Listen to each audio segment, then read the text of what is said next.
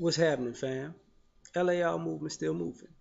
Book is entitled Lessons from a Non-Custodial Father at Amazon Kindle and Create Space.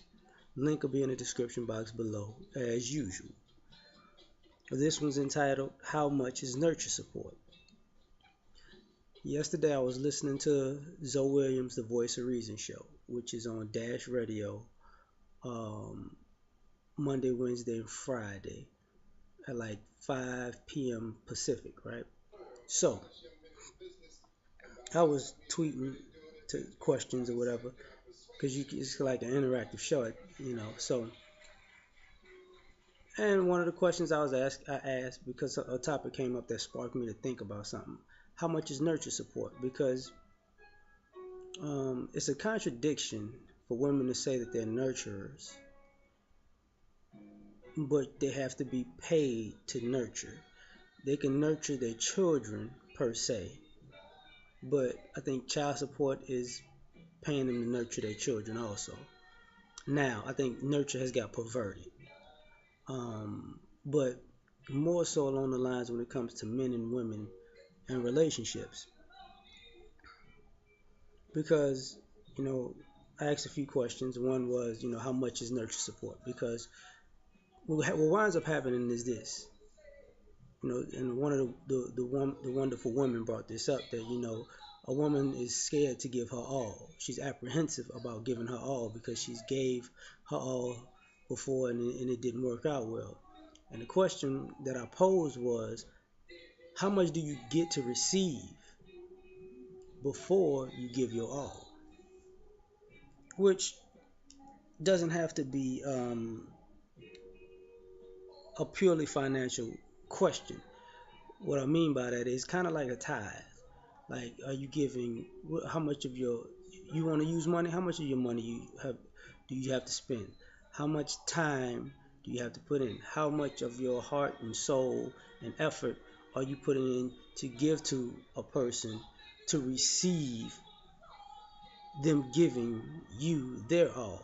Because what you're saying is what people are saying in some instances is, I need you to give me your all before I reciprocate my all. Which, okay, that's fine if that's what you're doing. But I would I would also say that that's not what's happening when it's playing out between the relationships between men and women.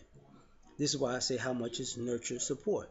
Because with all of these boxes that you have to check off as a man that you need to do in a relationship with a woman, it's kind of like when you get a gift box and you get a big box, and inside the big box is a smaller box, and inside that is a smaller box, and inside that is a smaller box, and inside that is a smaller box, and inside that is a smaller box.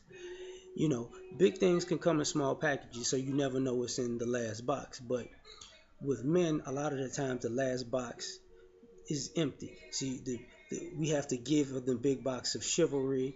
We have to give in a big box of, obligation, I guess. We have to give in a big box of dating. We have to give in a big box of courting. We have to give in a big box of provision and protection. You know, we have to give in the box of nurture support. But to give in all of these boxes, you're getting nothing in return. And no woman ever says, okay, well, you've maxed out all that you need to give to get me to reciprocate. And that's where the problem is, because I understand everything is individual because we're all individuals, but I also understand that women are becoming hyper vague. So what I mean by that is, you're giving to them for nurture support is infinite. The level that they need to receive from you to give back is vague. Like, no woman ever says, you done done all of these things. At this point, I gotta give back. And I'm not talking sexually. You feel me? Like I'm not talking a sexual payment because nurture support is in most instances when you first hear the word is non-sexual. You know, so now you're paying women for their time, you're paying women for their presence. Now you got to pay women for their compassion, for their love and affection. So, what exactly is payment? Because what guys are basically saying is the goalpost keeps moving because there's a different payment for chivalry. There's a different payment for dating. There's a different payment for courting.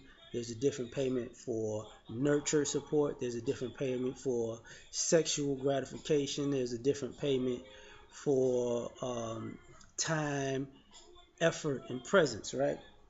So, but nobody ever says what payment goes where, what does it add up to, and what are you getting out of the deal? It's like you, you're constantly shelling out something and there's no receipts. You know what I'm saying? You can't say, okay, this went into your chivalry payment, this went into your blah blah blah blah blah blah, etc. etc. etc. You know what I'm saying? So at the end of the day, it's a scam because it's kind of like after you receive so much and a guy's fed up and moves on, that's when women chase a guy down when he's done giving. you know and to be a nurturer, you have to be a giver. And why I'm saying that you're paying nurture support is because you're paying women to be givers.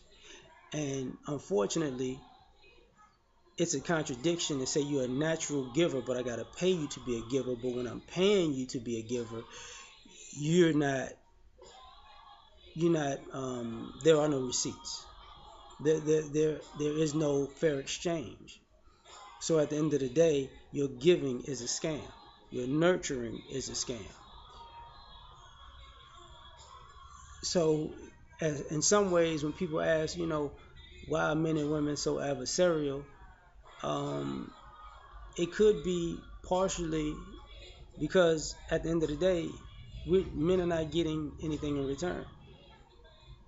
I mean, because when I'm talking about nurture support, I've said this before. I said this on O'Shea's channel recently. Um, Men do so much for women that men forget all they've done for women. And this would be multiple women, or even just the women that they've dealt with in their lives. Maybe they're significant others. Um, but when you talk to women about what they've done for men, it's vague too, or it's easily remembered because it's so few times. You know, and I did this one time and that didn't work out. I did this other time and it didn't work out. And you can be in your 20s or 30s and you know can successfully remember the few times you did something. And you ask a guy's like, we talking this week, like this month, like this year, like what we talking? Because I've been paying a lot of nurture support over this last decade and a half, 2 decades, half a decade, whatever. So um, it's a big problem. It's a huge problem because if you really want to get down to it, when you have a laundry list of things somebody should be able to do for you, you should also have a laundry list of the services those things provide. It's like going into a store with a grocery list and you pay for everything. You put everything in your cart on the list. You bring it to the counter. You pay for it, and then you leave with an empty basket. That's what nurture support is basically at this particular point. Because nothing's ever good enough. Let's just be honest about that. Like, you know, you need a guy to make you feel safe. He makes you feel safe. You ain't safe enough. So it's moving the goalposts. You need a guy to make you feel beautiful. He'll never make you feel beautiful enough, so you move the goalposts. You need a guy to provide and protect for you, you know, to make you feel comfortable. No matter how much he provides or how much he protects, it ain't enough. You know. Now, before I go, I think where this kind of ends kind of abruptly and causes a real beef is this the nurture support that guys are paying. You call it trick, it's nurture simping, nurture tricking, whatever you want to call it, right? Um, when those guys leave, the next guy gets it for free. So you have one guy paying high end nurture support and getting nothing in return, and then the next guy comes along out of guilt and gets your nurture on clearance, and then you say, "Oh, I gave my all. Oh my God, I got it." And that's why I say it looks like a scam, because what it looks like is you got one sucker to shell out, the next sucker to act like to actually give it to, so you can play the victim for the next sucker to shell out. You know, but that's my opinion on it. I'm out. Y'all have a good one. Peace.